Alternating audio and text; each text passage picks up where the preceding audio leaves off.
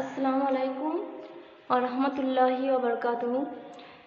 Class 5 দেখো, আজ আমি তোমাদের যে চ্যাপ্টারটা নিয়ে আলোচনা করব সেটা হচ্ছে তোমাদের নতুন চ্যাপ্টার, মানে নতুন অধ্যায়, যেটার নাম হচ্ছে দিবস পালন আমাদের উৎসব। ঠিক আছে, দেখো দিবস পালন কি? তাহলে দিবস পালন মানে কি বলতো? কোনো একটা দিনকে আমরা স্মরণ করছি, মানে পালন করছি, তাই তো? তো যেমন আমরা কি করি, মনীষীদের জন্মদিন পালন করি।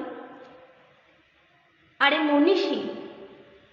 মনীষীদের জন্মদিন আমরা কেন পালন করি এটা যদি আমরা বলি, তাহলে আমরা কি বলবো? তার আগে আমাদেরকে জেনে নিতে হবে মনীষী কাদের বলে। আমি জানি তোমরা সবাই জানো মনীষী কাদের বলে।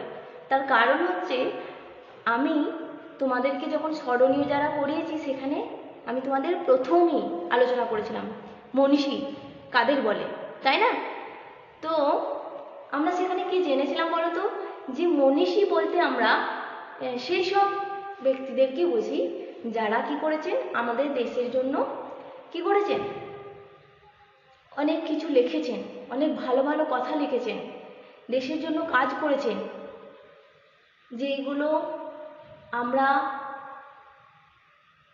পড়ে জেনে অনেক কিছু শিখতে পেরেছি, তাই না? তাদের কাছ থেকে অনেক কিছু শিখেছি, তাই তো? তার মানে আমরা মনীষী বলতে আমরা তাহলে কি বুঝেছি বলো তো? যে আমরা জেনেছি যে যে সমস্ত ব্যক্তি যারা আমাদের দেশের জন্য অনেক ভালো কাজ করেছেন, দেশের মানুষের ভালোর কথা ভেবেছেন, তাই না?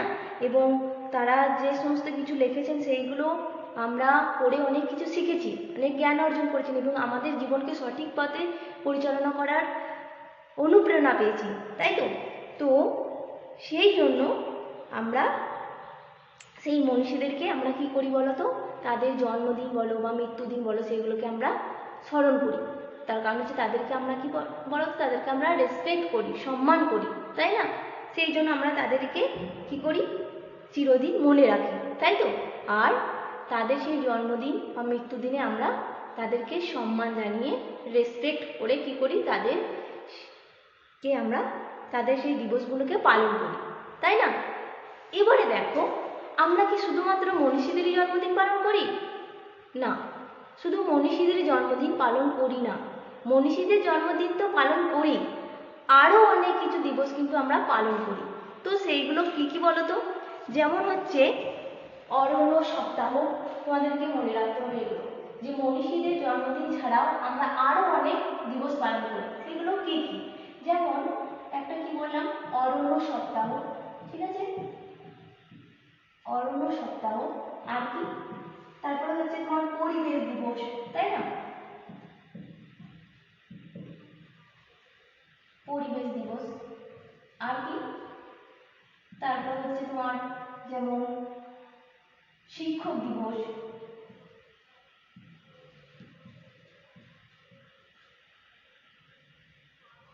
শিশু দিবস।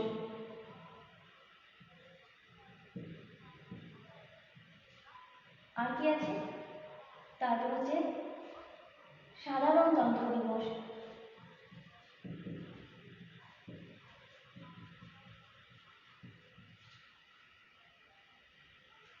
আর কি আছে বলো তো? স্বাধীনতা দিবস, তাই না?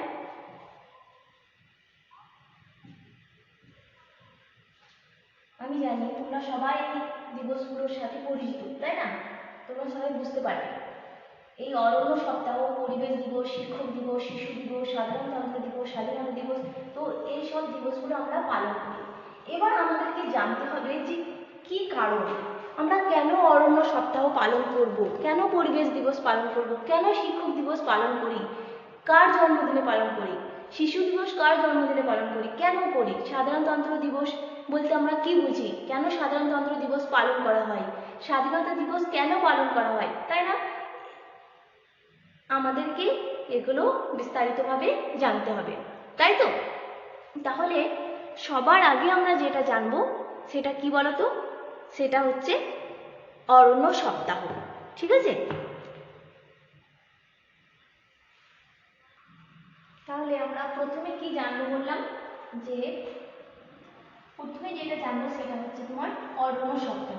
ঠিক আছে, দেখো মনে রাখবে এই অরণ্য সপ্তাহ পালন করা হয় প্রতি বছর 14ই জুলাই থেকে 20 জুলাই। কি বললাম? 14 জুলাই থেকে 20 জুলাই। ঠিক আছে, তার মানে অরণ্য সপ্তাহ পালন করা হচ্ছে প্রতি বছর 14ই জুলাই থেকে 20 জুলাই তারিখ, মানে টানা 7 দিন ধরে পালন করা হচ্ছে অরণ্য সপ্তাহ। ঠিক আছে, তো এই অরণ্য সপ্তাহ পালনের মূল উদ্দেশ্যটা কি? যদি উদ্দেশ্য বলা হয়, কি উদ্দেশ্যে পালন করা হয়, মূল উদ্দেশ্যটা কি, তাহলে কি বলবে না, অরণ্য সপ্তাহ পালনের মূল যে উদ্দেশ্য সেটা হচ্ছে কি বলতো, সেটা হচ্ছে পরিবেশ সংরক্ষণ এবং পরিবেশ সংরক্ষণের বিষয়ে মানুষকে সচেতন করে দেয়। দেখো এই যে বললাম যে অরণ্য সপ্তাহ পালনের মূল উদ্দেশ্য হলো পরিবেশ সংরক্ষণ এবং পরিবেশ সংরক্ষণের বিষয়ে মানুষকে সচেতন করে তোলা। দেখো পরিবেশ যদি ভালো না থাকে তাহলে কি বলতো, আমরা সুস্থ থাকবো না। তার মানে পরিবেশের সঙ্গে আমাদের একটা ভালো সম্পর্ক আছে, তাই না? যদি পরিবেশ যদি ভালো না থাকে তাহলে কি হবে, আমরা সুস্থ থাকবো না। কারণ পরিবেশ যদি দূষিত হয়ে পড়ে তাহলে কি হবে বলতো, তার ইফেক্টটা আমাদের উপর পড়বে, তাই না? সেই জন্য আমাদেরকে ভালো থাকতে গেলে কি করতে হবে বলতো, পরিবেশকে ভালো রাখতে হবে। বুঝতে পারলে? সেই জন্য পরিবেশ যদি ভালো না থাকে তাহলে কি হবে বলতো, আমরা ভালো থাকবো না। বুঝতে পেরেছো? সেই জন্য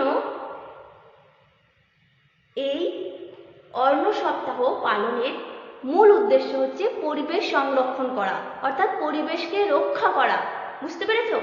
আর পরিবেশকে রক্ষা করা কেন প্রয়োজন, তো সেই সম্পর্কে মানুষকে সচেতন করে তোলা। তার মানে মানুষকে বোঝানো যে অরণ্য পরিবেশকে কি করতে হবে না, পরিবেশকে রক্ষা করতে হবে, পরিবেশকে সংরক্ষণ করতে হবে।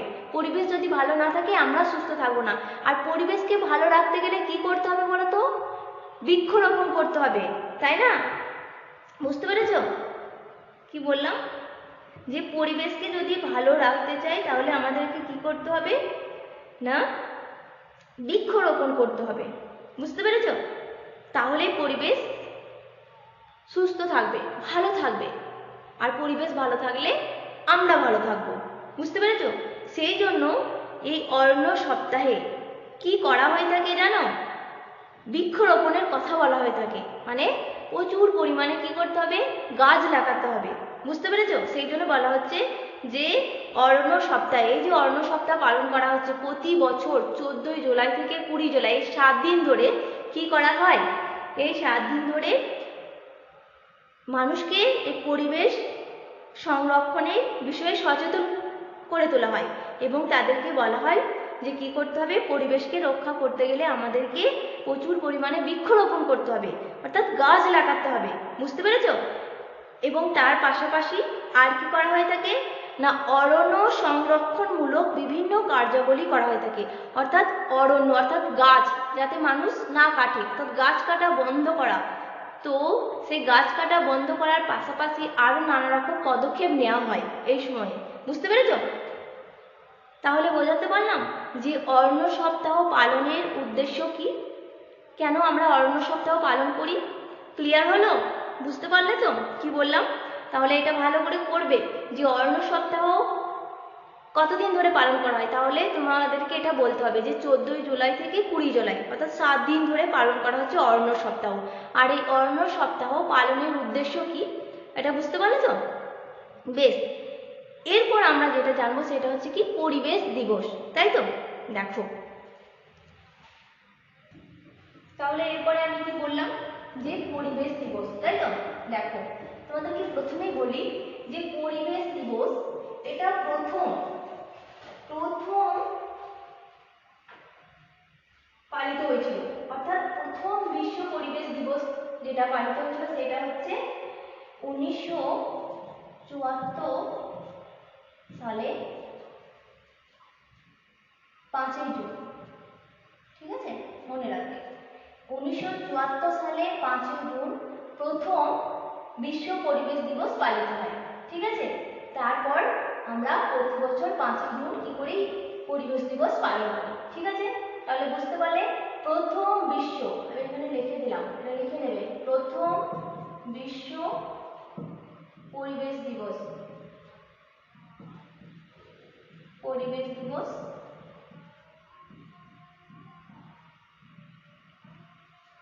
পালন করা হয় 1974 সালে 5ই জুন।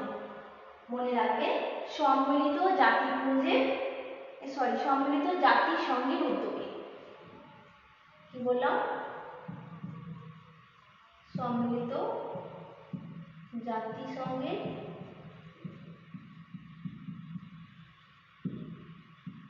উদ্যোগে। ঠিক আছে, এটা মনে রাখবে যে সম্মিলিত জাতিসংঘের উদ্যোগে প্রথম বিশ্ব পরিবেশ দিবস পালন করা হচ্ছে 1974 সালে 5ই জুন। তারপর থেকে প্রতি বছর 5ই জুন আমরা পালন করছি পরিবেশ দিবস। ঠিক আছে, এবার দেখো এই পরিবেশ দিবসের যদি উদ্দেশ্য বলা হয় তাহলে কি বলবে? পরিবেশ দিবসের যদি উদ্দেশ্য বলা হয় তাহলে তোমরা কি বলবে? তাহলে বলবে যে আমরা হচ্ছে পরিবেশের অংশ, তাই তো? একটু আগেই বললাম, যখন অরণ্য সপ্তাহের কথা বললাম তো একই জিনিস, তো এখানেও আমরা বলতে পারি যে আমরা যেহেতু পরিবেশের একটা অংশ, সেই জন্য পরিবেশকে রক্ষা করা হচ্ছে আমাদের কর্তব্য, তাই না? আর সবচেয়ে বড় কথা হচ্ছে কি বলতো, পরিবেশ ভালো না থাকলে, একটু আগে আমি যে কথাটা বললাম, পরিবেশ ভালো না থাকলে আমরা সুস্থ থাকবো না, আমরা ভালো থাকবো না। সেই জন্য আমাদের নিজেদেরকে ভালো রাখতে গেলে পরিবেশকে ঠিক রাখতে হবে, বুঝতে পেরেছো? পরিবেশকে রক্ষা করতে হবে। আর সেই জন্যই, এটা বোঝানোর জন্যই আমরা কি করি, প্রতি বছর মানে এই সম্পর্কে মানুষকে সচেতন করার জন্যই আমরা প্রতি বছর কি করি, 5ই জুন পরিবেশ দিবস পালন করি। আর এই 5ই জুন পরিবেশ দিবস পালন করে আমরা মানুষকে কি বলি, যে গাছ লাগাতে বলি, তাই তো? অরণ্য ধ্বংস করতে বারণ করি, অর্থাৎ গাছ কাটা বন্ধ করার কথা বলা হয়, এবং তার পরিবর্তে কি বলা হয়, যে চারা রোপণ করার কথা বলা হয়, অর্থাৎ গাছ লাগানোর কথা বলা হয়, তাই না? আর যেগুলো পরিবেশকে দূষিত করে তোলে, যেমন হচ্ছে প্লাস্টিকের ব্যবহার, তাই না? তো এগুলোকে বন্ধ করার কথাও আমরা বলি, মানে যেই জিনিসগুলো পরিবেশকে দূষিত করে তুলবে সেই জিনিসগুলোকে বন্ধ করার কথাও, অর্থাৎ নিষিদ্ধ করার কথাও বলা হয়। বোঝা গেছে? তাহলে পরিবেশ দিবস কবে পালন করা হয়, প্রথম বিশ্ব পরিবেশ দিবস কবে পালন করা হয়েছিল, ঠিক আছে? আর পরিবেশ দিবস আমরা কবে পালন করি, পরিবেশ দিবস পালনের কি উদ্দেশ্য, বুঝতে পারলে তো?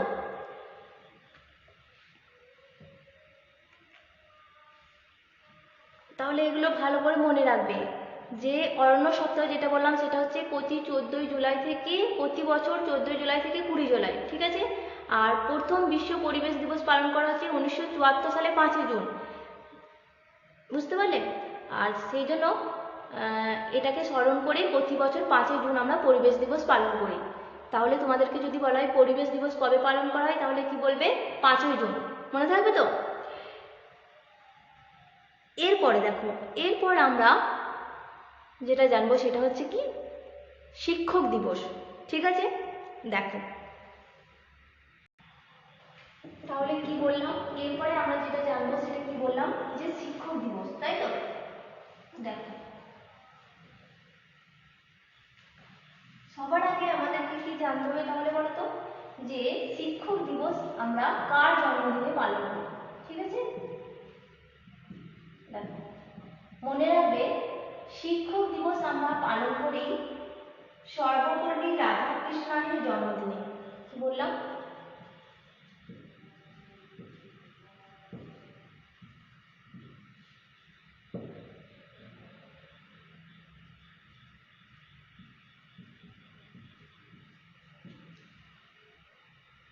কি বললাম, যে শিক্ষক দিবস আমরা পালন করি সর্বপল্লী রাধাকৃষ্ণনের জন্মদিনে, ঠিক আছে? এখানে একটা কথা বলে রাখি, মনে রাখবে সর্বপল্লী রাধাকৃষ্ণন ছিলেন ভারতের প্রথম উপরাষ্ট্রপতি, মনে রাখবে সর্বপল্লী রাধাকৃষ্ণন ছিলেন ভারতের প্রথম উপরাষ্ট্রপতি। ঠিক আছে, এটা মনে রাখবে। যদি তোমাদেরকে বলা হয় যে ভারতের প্রথম উপরাষ্ট্রপতি কে ছিলেন, তাহলে বলবে সর্বপল্লী রাধাকৃষ্ণন। ঠিক আছে, তো এই সর্বপল্লী রাধাকৃষ্ণনের জন্মদিনে আমরা কি করি? শিক্ষক দিবস পালন করি। বুঝতে পারলে?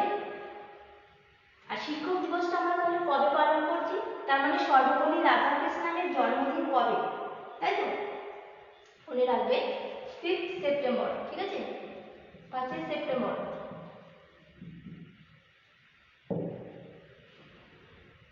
5 সেপ্টেম্বর অর্থাৎ 5 সেপ্টেম্বর হচ্ছে সর্বপল্লী রাধাকৃষ্ণনের জন্মদিন। ঠিক আছে, তো এই 5 সেপ্টেম্বর আমরা কি করছি? শিক্ষক দিবস পালন করছি। ঠিক আছে, তো সর্বপল্লী রাধাকৃষ্ণনের জন্মদিনেই কেন আমরা শিক্ষক দিবস পালন করি, তাই না?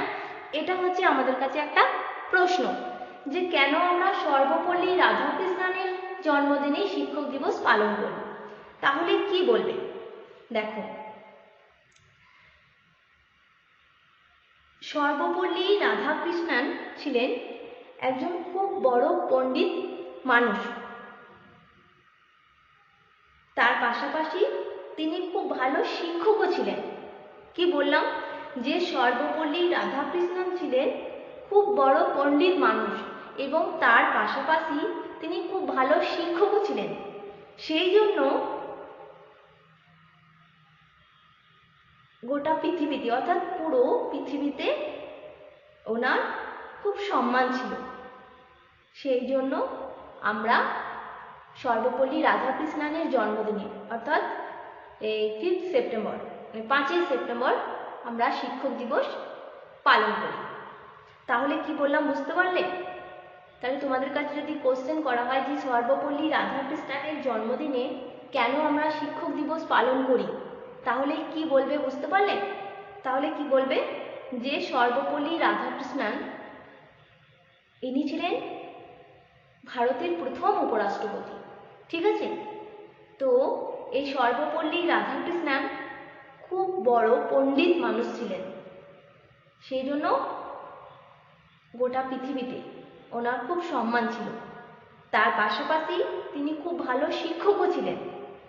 সেই জন্য ওনার জন্মদিনে অর্থাৎ 5 সেপ্টেম্বর আমরা কি করি?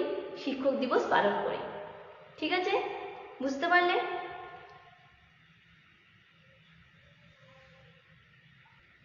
এরপর আমরা জানবো শিশু দিবস সম্পর্কে।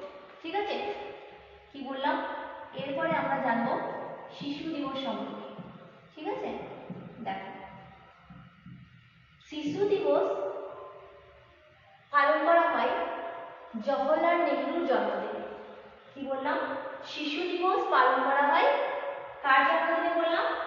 জওহরলাল নেহরু। ঠিক আছে,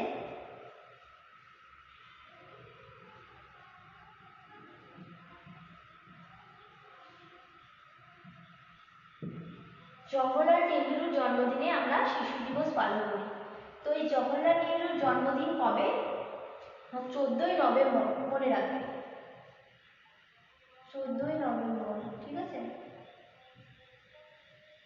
14ই নভেম্বর হচ্ছে জওহরলাল নেহরুর জন্মদিন। তো এই 14ই নভেম্বর আমরা শিশু দিবস পালন করি। তাহলে এখান থেকে কোশ্চেন হবে, দেখো, যদি বলা হয় যে শিশু দিবস আমরা কার জন্মদিনে পালন করি, তাহলে বলবে জওহরলাল নেহরুর জন্মদিনে। ঠিক আছে, তাহলে যদি বলা হয় যে শিশু দিবস কবে পালন করা হয়, তাহলে বলবে 14ই নভেম্বর। ঠিক আছে, এরপর এখানে যদি তোমাদেরকে বলা হয় যে জওহরলাল নেহরুর জন্মদিনে কেন আমরা শিশু দিবস পালন করি, তাহলে কি বলবে? দেখো, কি বলবে? যে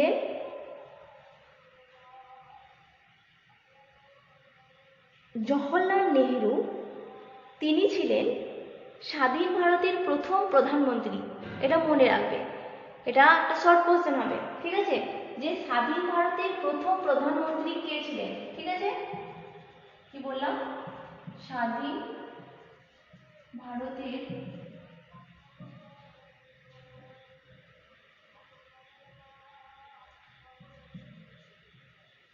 প্রথম প্রধানমন্ত্রী, মনে রাখবে স্বাধীন ভারতের প্রথম প্রধানমন্ত্রী হচ্ছে জওহরলাল নেহেরু। ঠিক আছে, এটা কিন্তু শর্ট কোশ্চেন হবে। জওহরলাল নেহেরু। ঠিক আছে, তাহলে এবার আমরা কোশ্চেনে আসি, যে কোশ্চেনটা এতক্ষণ ধরে আলোচনা করছিলাম, তাই তো, যে জওহরলাল নেহেরুর জন্মদিনে কেন আমরা শিশু দিবস পালন করি। তাহলে কি বলবে, যে জওহরলাল নেহেরু ছিলেন স্বাধীন ভারতের প্রথম প্রধানমন্ত্রী। ঠিক আছে, তো তিনি, অর্থাৎ জওহরলাল নেহেরু, তিনি শিশুদের খুব ভালোবাসতেন। সেই জন্য আমরা এই জওহরলাল নেহেরুর জন্মদিনে অর্থাৎ 14ই নভেম্বর আমরা কি করি, শিশু দিবস পালন করি। বুঝতে পারলে? তার মানে এখানে অনেকগুলো দিবসের কথা বললাম, এগুলো ভালোভাবে মনে রাখবে, সেই জন্য খাতাতে সুন্দরভাবে লিখে নেবে। বুঝতে পেরেছো? আর যদি কোথাও বুঝতে না পারো, যদি কোনো প্রবলেম হয়, তাহলে অবশ্যই আমাকে বলবে। ঠিক আছে, তাহলে এখানে বুঝতে পারলে যে শিক্ষক দিবস কেন পালন করা হয়, কার জন্মদিনে পালন করা হয়, শিশু দিবস কবে পালন করা হয়, কার জন্মদিনে পালন করা হয়। বুঝতে পারলে? বোঝা গেল? বা কোশ্চেনগুলো এরকমভাবে হতে পারে যে সর্বপল্লী রাধাকৃষ্ণনের জন্মদিনেই কেন আমরা শিক্ষক দিবস পালন করি, তার পণ্ডিত জওহরলাল নেহরুর জন্মদিনে কেন আমরা শিশু দিবস পালন করি, এইভাবে কোশ্চেনগুলো হতে পারে। বুঝতে পারলে? তো আমি সব রকমভাবে অ্যান্সারগুলো বলে দিলাম, তোমরা ভালো করে ভিডিওটা দেখবে এবং অ্যান্সারগুলো লিখে নেবে। বুঝতে পেরেছো? আর যদি বুঝতে না পারো তাহলে অবশ্যই আমাকে বলবে। এখানে গুলিয়ে ফেলবে না, ভারতের প্রথম উপরাষ্ট্রপতি সর্বপল্লী রাধাকৃষ্ণন, আর স্বাধীন ভারতের প্রথম প্রধানমন্ত্রী ইনি হচ্ছেন জওহরলাল নেহেরু। বুঝতে পারলেন? বোঝাতে পারলাম?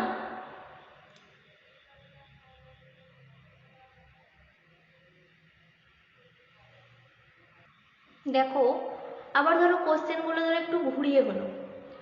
ধরো তোমাদেরকে বলা হলো যে সর্বপল্লী রাধাকৃষ্ণন কে ছিলেন, যদি বলা হয় 1 মার্কের কোশ্চেন, তাহলে কি বলবে, সর্বপল্লী রাধাকৃষ্ণন ছিলেন ভারতের প্রথম উপরাষ্ট্রপতি।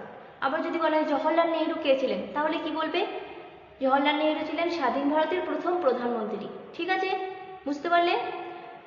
এইভাবেও কোশ্চেন হতে পারে, তো ঘাবড়ানোর কিছু নেই। বুঝতে পারলে? যেরকমভাবে বললাম ঠিক সেরকমভাবে পড়ো। বুঝতে পারলে? আর যদি কোথাও বুঝতে কোনো সমস্যা হয় তাহলে অবশ্যই আমাকে বলবে। ঠিক আছে, তো আজ এই পর্যন্তই। আসসালামু আলাইকুম।